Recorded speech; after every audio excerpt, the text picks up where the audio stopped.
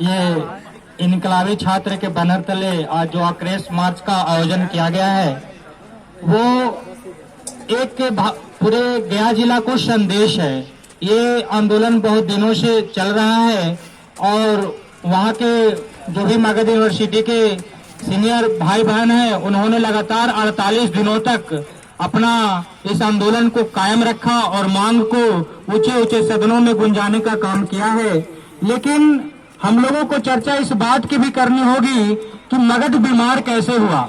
आप अपने जुबान पे सोते समय कभी बोलिएगा कि मगध बीमार है, मगध बीमार है, मगध बीमार है, मगध बीमार है। तो मगध बीमार कैसे है? अभी जब पता चलता है, जब ये मम्मी लोग पढ़े, भैया लोग पढ़े, भाभी लोग पढ़े, तो पता चलता है कि 3 साल में ही हमारी डिग्रियां दी जा रही थी, यानी ग्रेजुएशन की डिग्रियां 3 साल में दी जा रही थी। आज वही डिग्रियां 6 साल में दी जा रही है। और 6 साल 2018 को उस दिन 2-3 लड़कियां आई हुई थी, वो बता रही थी, तो उन लोगों को तो और ज्यादा होने को है। तो अब जब हर राज्य पूरे भारत में शिक्षा की दृष्टि बढ़ रही है, हर जगह जो इसका उपाय है और बेहतर हो रहा है, शिक्षा का स्तर बढ़ रहा है, तो बिहार में बदहाल क्यों हो रहा है? तो इस बदहाली से बचने के लिए और जो बोलते रहिए और मगध बीमार कैसे हुआ, हम इस पे चर्चा करना चाहते हैं। क्योंकि आप जानते ही होंगे कि हर दिन पेपर में आता है कि 4 बजे आदरणीय मुख्यमंत्री इस्तीफा दिए और 6 बजे दूसरे दलों के सहयोग से राज्य भवन को कूच कर रहे हैं और वो अपने दावा ठोक रहे हैं कि मुख्यमंत्री तो हम ही बनवाओ। अरे भाई, आप ही बनिएगा, चाहे भाजपा के साथ हो चाहे राजद के साथ हो। मतलब बिहार की सारी बड़ी पार्टियां के साथ उन्होंने सत्ता को संचालन करने का काम किया। लेकिन ये मगध विश्वविद्यालय जो बीमार है और जो पहले ठीक था,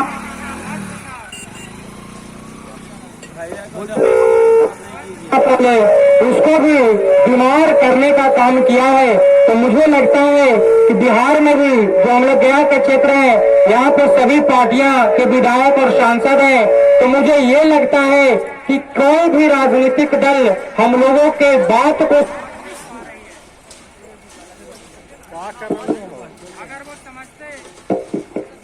अगर वो समझते, कोई एक दल भी अगर समझने की कोशिश करते तो हमारी मांग बराबर संसद में विधानसभा में गूंजता।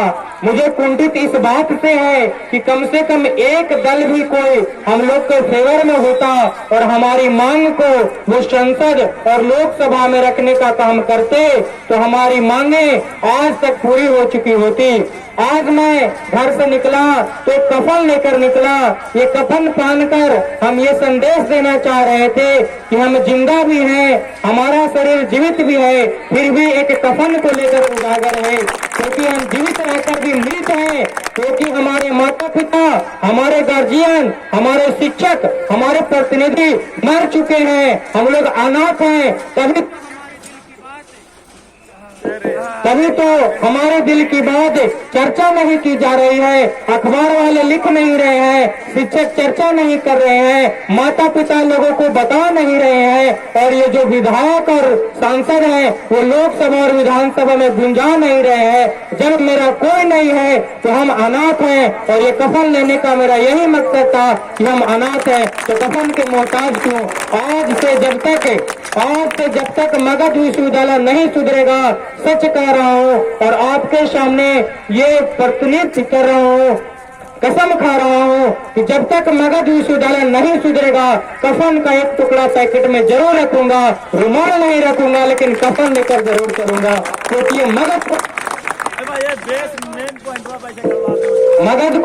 आप सुधारेंगे, मगध को हम सुधारेंगे, न आपके पिता सुधारेंगे, न मेरे पिता सुधारेंगे, न आपके प्रतिनिधि सुधारेंगे, न मेरे प्रतिनिधि सुधारेंगे। इसीलिए कसम खाइए कि जब तक मगध सुधरेगा नहीं, एक कफन लेकर चलेंगे और मगध को हम और आप सुधारेंगे। और यही आक्रोश आज पूरे गया में जितने दुकानदार हैं, जितने गार्जियन हैं, जितने शिक्षक हैं, जितने प्रतिनिधि हैं, जितने दारोगा हैं, जितने IAS अफसर हैं सबको कानों में जाना चाहिए और जितने IAS जहाँ जहाँ बैठते हैं वहाँ चलेंगे तो वहाँ जरूर 2 मिनट रुकेंगे और चिल्लाएंगे, अपनी आवाज को उनको कानों में डालेंगे और उन्हें भी जब वो तैयारी कर रहे होंगे, जब वो मोटी मोटी किताबें पढ़ते होंगे तो पढ़े होंगे लोकतंत्र को कैसे मजबूत किया जाता है, लोकतंत्र में किनका सुना जाता है और लोकतंत्र की स्थापना क्यों हुई थी।